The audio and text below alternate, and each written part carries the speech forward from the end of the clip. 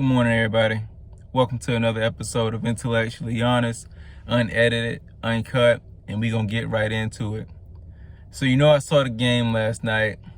I saw the Pelicans versus the 76ers last night, and I got some takeaways from it. First takeaway, I expected the Pelicans to lose. I get that it kind of stings a little bit because they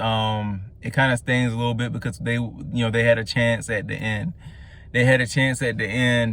And you know what? I'm not even gonna kill Eric Bledsoe for it, but because that's the place Stan drew up, and what happened. I would have liked to see Lonzo Ball kind of get the last shot or whatever, but just because I feel without Ingram, without Zion, I felt like Lonzo, and with Lonzo being the best shooter available that night, I think you can argue if Ingram is a better shooter, but last night, Ball was the best shooter on the team.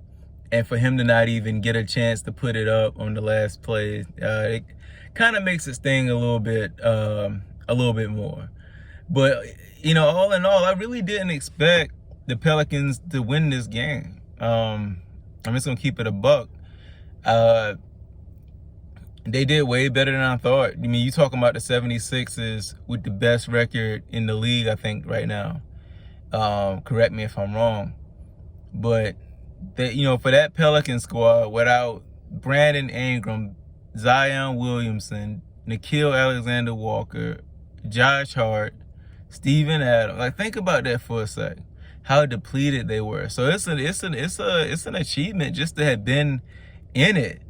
And if they could have cut down on some of the mistakes toward the end, it really wouldn't have even come to that, because Lonzo gave them the lead with that drive, with that cut that he cut and caught it and laid it in.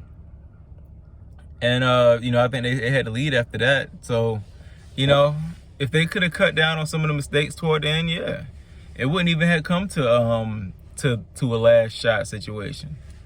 But such is life. The Pelicans are not a very disciplined team. They don't have direction. I said it on countless occasions before. They're a team that lacks direction, that lacks identity, that lacks discipline. They got talent, but all the little things like that, those things that make the talent work, they don't have it. So that's why they look like a very, very below average team. That's why, despite all the talent, that's why they still fighting to get in the play-in tournament.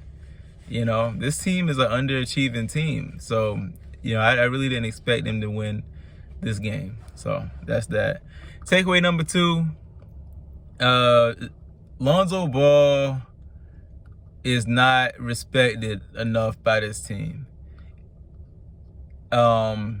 Without Zion and Ingram out there, I really thought Lonzo Ball would have a chance to, I thought we'd kind of get a glimpse of what it would be like for Lonzo Ball to run the show, and I feel like, excuse me, I'm just getting off work.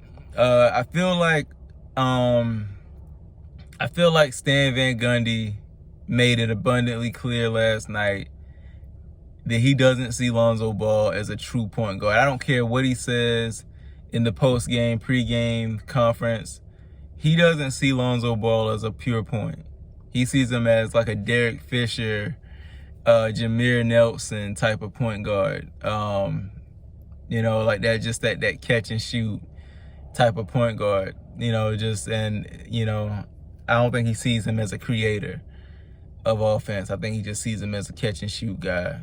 So, because that's, like I said, watching the game last night, I really expected Zoe to kind of handle it and run the offense and kind of be the orchestrator of the offense. But it looks like Eric Bledsoe was kind of in the role as the primary point, and then Kyra Lewis was that off the bench. So that's takeaway number 2. Stan Van Gundy does not respect Lonzo Ball. He doesn't, as a point guard, he doesn't see him that way.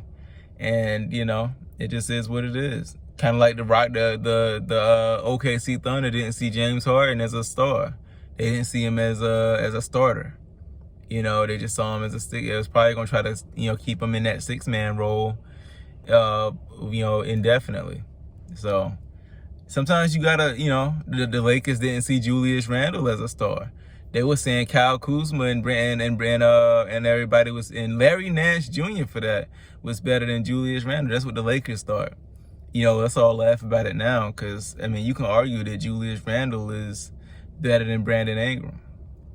You know, I don't think anybody would disagree with that right now. But when Julius was on the Lakers, they were trying to bury him behind Larry Nance, Kuz, and Ingram. You know, he was seen as the least of all those forwards. But now we see how it is. So I think Lonzo just needs to get off the Pelicans.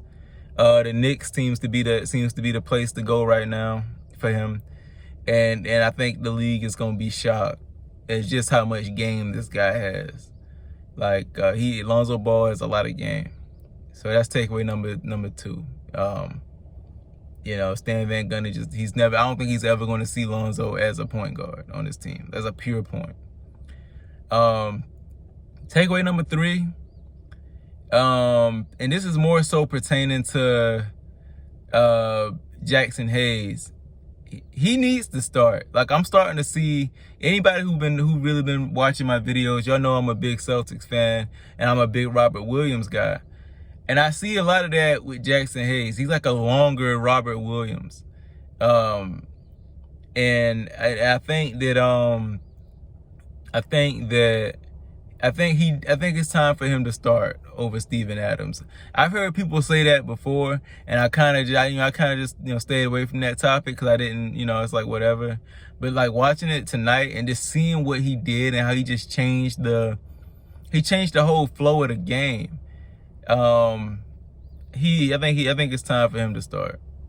It's not gonna be a long takeaway, but I just want to throw that in. Takeaway number 3, Jackson Hayes needs to start.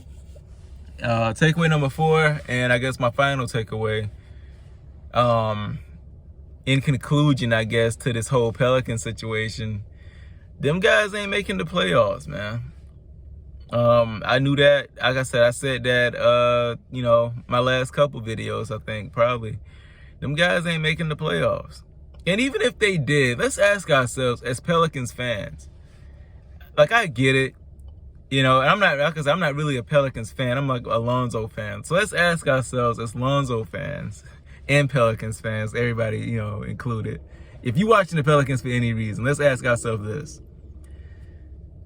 If the Pelicans did make the play-in, then what?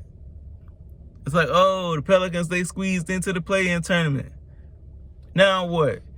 They're going to get bounced by a better team. They're going to get bounced by either a better coach team, a better disciplined team, or just a more talented team. They're going to get bounced. The Pelicans, it'd be cool, I guess, to say they made it.